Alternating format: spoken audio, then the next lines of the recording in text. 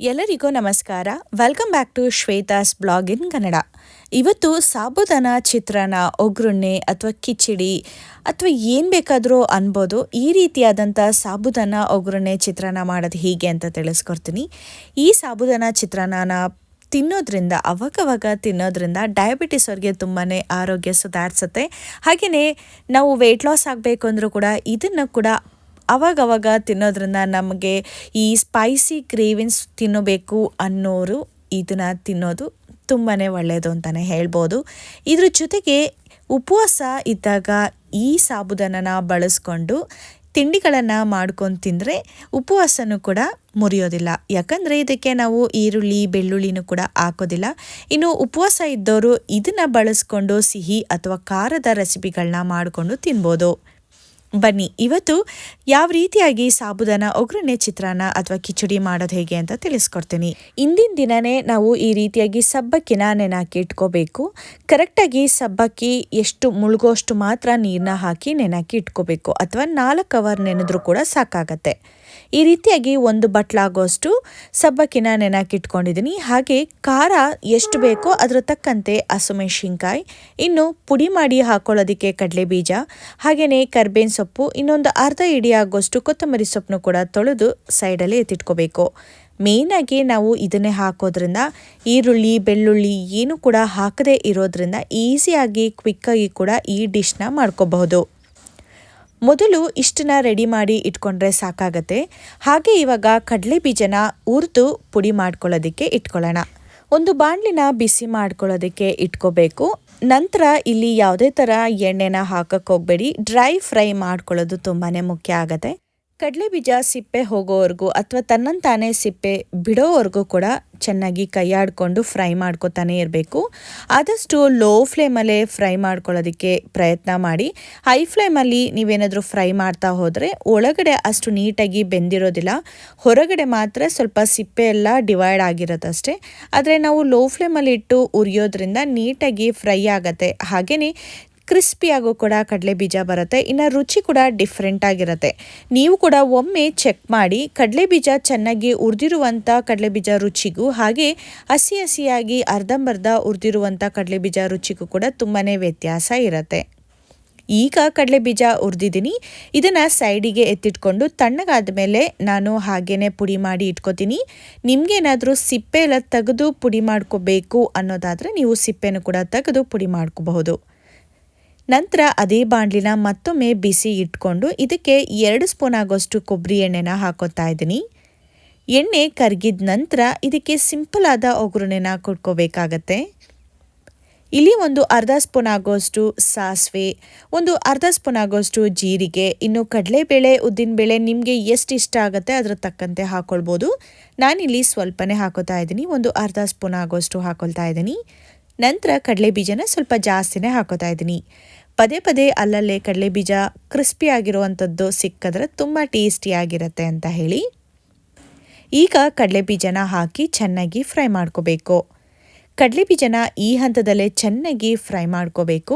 ಇಲ್ಲಾಂದರೆ ನಾವು ನೆನೆಸಿಟ್ಕೊಂಡಿರುವಂಥ ಸಾಬುದಾನ ಹಾಕೋದ್ರಿಂದ ಅದರಲ್ಲಿರುವಂಥ ನೀರಿನಂಶ ಅಬ್ಸರ್ವ್ ಆಗಿ ಕಡಲೆ ಬೀಜ ಒಂದು ಸ್ವಲ್ಪ ಸಾಫ್ಟ್ ಆಗಿಬಿಡತ್ತೆ.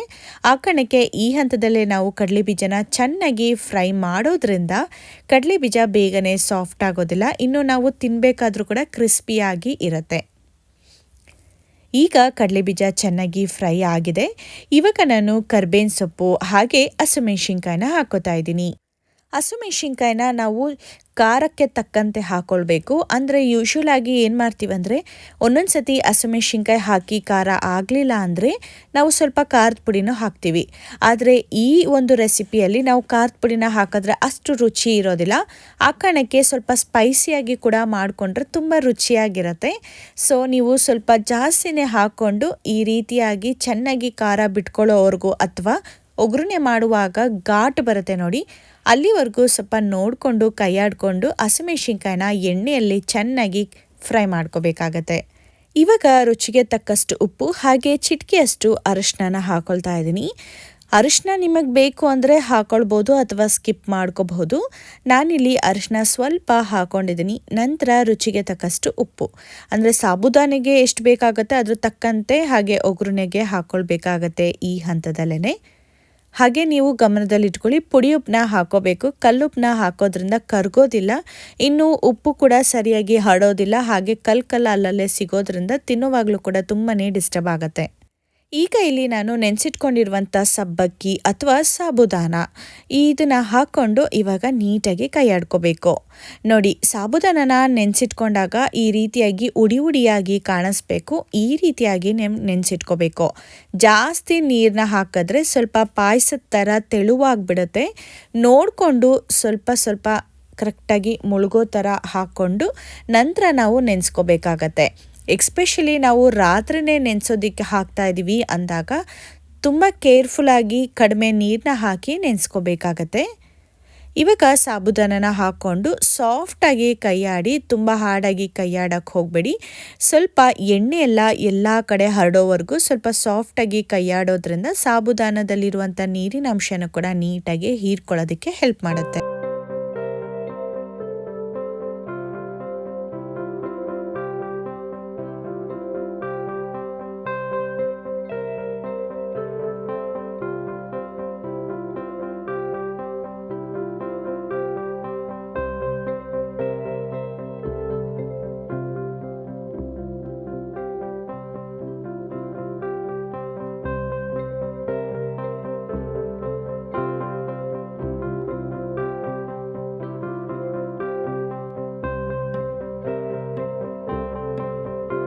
ಎರಡು ನಿಮಿಷ ಸಾಬುದಾನನ ಹಾಕಿ ಕೈಯಾಡಿದ ನಂತರ ನಾವು ಕಡಲೆಬೀಜನ ಹುರಿದು ಪುಡಿ ಮಾಡಿ ಇಟ್ಕೊಂಡಿದ್ವಿ ನೋಡಿ, ಆ ಪುಡಿನ ಇವಾಗ ಹಾಕಬೇಕಾಗತ್ತೆ. ನೋಡಿ, ಈ ರೀತಿಯಾಗಿ ಸ್ವಲ್ಪ ತರಿಯಾಗಿರಬೇಕು. ತುಂಬ ದಪ್ಪನೂ ಅಲ್ಲ, ತುಂಬ ನುಣ್ಣದಾಗೂ ಅಲ್ಲ. ಇದನ್ನು ಕೂಡ ಹಾಕ್ಕೊಂಡು ಇವಾಗ ಚೆನ್ನಾಗಿ ಮಿಕ್ಸ್ ಮಾಡ್ಕೋಬೇಕು. ಈ ರೀತಿಯಾಗಿ ನಾವು ಮಿಕ್ಸ್ ಮಾಡೋದ್ರಿಂದ ಇನ್ನೂ ಉಡಿಯಾಗಿರುತ್ತೆ. ಇನ್ನು ಸಾಬುದಾನದಲ್ಲಿ ಎಲ್ಲೆಲ್ಲಿ ಜಾಸ್ತಿ ನೀರಿನ ಅಂಶ ಇರುತ್ತೆ ನೋಡಿ, ಆವಾಗ ಕಡಲೆಬೀಜ ಹಾಕಿರೋದ್ರಿಂದ ಅಬ್ಸರ್ವ್ ಕೂಡ ಆಗತ್ತೆ. ಇನ್ನು ಕಡಲೆಬೀಜ ಹಾಕೋ ಬದಲು ತೆಂಗಿನ ತುರಿ ಹಾಕೋಬೋದಾ ಅಂದರೆ ಇಲ್ಲ, ತೆಂಗಿನ ತುರಿ ಹಾಕೋ ರುಚಿನೇ ಬೇರೆ, ಕಡಲೆಬೀಜ ಪುಡಿ ಹಾಕೋದು ರುಚಿನೇ ಬೇರೆ ಇರುತ್ತೆ. ಇನ್ನು ಕಡಲೆಬೀಜ ಹಾಕೋದ್ರಿಂದ ನಾವು ಕೊಬ್ಬರಿ ತುರಿ ಅಥವಾ ತೆಂಗಿನ ತುರಿನ ಹಾಕೋದು ಅವಶ್ಯಕತೆನೇ ಇರೋದಿಲ್ಲ. ಕಡಲೆಬೀಜನ ಹಾಕಿ ಈ ರೀತಿಯಾಗಿ ಕೈಯಾಡಿ 2 ರಿಂದ 3 ನಿಮಿಷ ಚೆನ್ನಾಗಿ ಅದೇ ಉರಿಯಲ್ಲಿ ಬೇಯಿಸ್ಕೋಬೇಕಾಗತ್ತೆ. ಮೀಡಿಯಮ್ ಫ್ಲೇಮಲ್ಲೇ ಬೇಯಿಸ್ಕೊಳ್ಳಿ, ಜಾಸ್ತಿ ಉರಿನೂ ಕೊಡೋಕ್ಕೆ ಹೋಗಬೇಡಿ. ಈ ರೀತಿಯಾಗಿ ಬೇಯಿಸಿದ ನಂತರ ಸ್ವಲ್ಪ ಕೊತ್ತಂಬರಿ ಸೊಪ್ಪನ್ನ ಸಣ್ಣದಾಗಿ ಹೆಚ್ಚಿ ಸ್ಪ್ರಿಂಕಲ್ ಮಾಡಿಕೊಂಡ್ರೆ ಸಾಬುದಾನ ಒಗ್ಗರಣೆ ಚಿತ್ರಾನ್ನ ರೆಡಿ ಆಯಿತು. ಕೊತ್ತಂಬರಿ ಸೊಪ್ಪನ್ನ ಹಾಕಿದ ನಂತರ ಒಮ್ಮೆ ಕೈಯಾಡಬೇಕಾಗತ್ತೆ, ಯಾಕಂದರೆ ಇದು ತುಂಬ ಹಸಿಯಾಗಿರೋದ್ರಿಂದ ಸಾಬುದಾನ ಫ್ಲೇವರೇ ಹೋಗ್ಬಿಟ್ಟಿರುತ್ತೆ. ಆ ಕಾರಣಕ್ಕೆ ಕೊತ್ತಂಬರಿ ಸೊಪ್ಪನ್ನ ಹಾಕಿ ನಂತರ ಒಮ್ಮೆ ಕೈಯಾಡಿದ ನಂತರ ನೀವು ಸ್ಟವ್ನ ಆಫ್ ಮಾಡಬೇಕಾಗತ್ತೆ. ಇವಾಗ ಸಾಬುದಾನ ತಿನ್ನೋದಕ್ಕೆ ರೆಡಿ ಆಯಿತು. ನೀವು ಕೂಡ ಇದೇ ರೀತಿ ಮಾಡ್ತೀರಾ ಅಂದರೆ ಕಮೆಂಟ್ ಬಾಕ್ಸಲ್ಲಿ ತಿಳಿಸಿ, ಅಥವಾ ಇನ್ನೂ ಡಿಫ್ರೆಂಟಾಗಿ ಮಾಡ್ತೀರಾ ಅಂದರೂ ಕೂಡ ದಯವಿಟ್ಟು ನನಗೂ ಕೂಡ ತಿಳಿಸಿ.